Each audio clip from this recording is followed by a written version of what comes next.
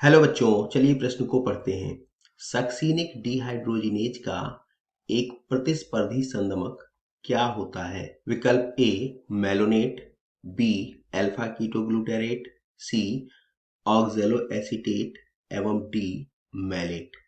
इस प्रश्न की मुख्य अवधारणा दिए गए विकल्पों में से हमें यह पता लगाना है कि कौन सा विकल्प सक्सीनिक डिहाइड्रोजिनेज का प्रतिस्पर्धी संगमक है। तो सबसे पहले प्रतिस्पर्धी संगमक ये क्या होते हैं? तो प्रतिस्पर्धी, जैसा कि यहाँ पर नाम से ही स्पष्ट है, जहाँ पर कोई प्रतिस्पर्धा हो।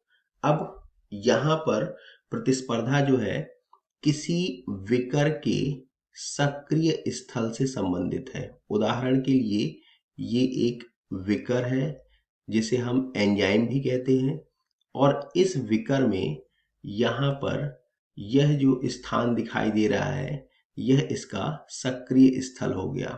उदाहरण के लिए अगर हम सक्सीनिक डिहाइड्रोजिनेज ही ले लें, ये जो एंजाइम हमने लिया सक्सीनिक डिहाइड्रोजिनेज, ये एक एंजाइम या विकर हो गया, और इस एंजाइम के इस सक्रिय स्थल पर एक अभिकारक जिसे हम सक्सीनेट कहते हैं यह अभिक्रिया करेगा, और सक्सीनेट जब इससे अभिक्रिया करेगा तो जो उत्पाद बनेगा वह होता है फ्यूमेरेट। यह श्वसन के दौरान होने वाली घटना है, लेकिन अगर कोई ऐसा पदार्थ जिसकी समानता इस सक्सीनेट से हो वह भी उपस्थित है तो वह भी इस सक्सीनेट डिहाइड्रोजिनेज एंजाइम के सक्रिय स्थल से क्रिया कर सकता है।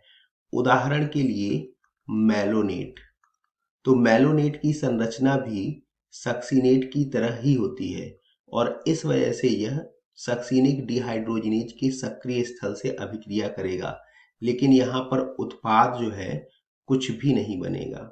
अगर हम सक्सीनेट की संरचना देखें तो सक्सीनेट की संरचना कुछ इस प्रकार से है।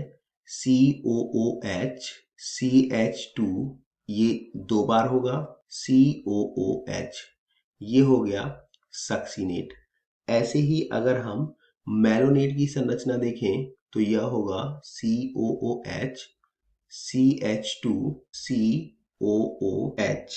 इस पूरी संरचना में अगर हम अंतर देखें तो यहाँ पर CH2 2 बार है, जबकि यहाँ पर CH2 1 बार है, जबकि दोनों में ही कार्बोक्सिलिक अम्ल समूह 2 बार उपस्थित है। अतः मेलोनेट सक्सीनेट से बहुत अधिक समानता प्रदर्शित करता है, जिस वजह से मेलोनेट इस सक्सीनिक डिहाइड्रोजिनेज एंजाइम के सक्रिय स्थल से अभिक्रिया करता है। अगर हम विकल्पों को देखें तो पहला विकल्प मेलोनेट, यह सही है। दूसरा विकल्प अल्फा कीटोग्लूटारेट, यह गलत है। तीसरा ऑक्सैलो एसीटेट, यह भी गलत है, और चौथा मैलेट, यह भी गलत है। अतः दिए गए प्रश्न का सही उत्तर विकल्प ए मेलोनेट है।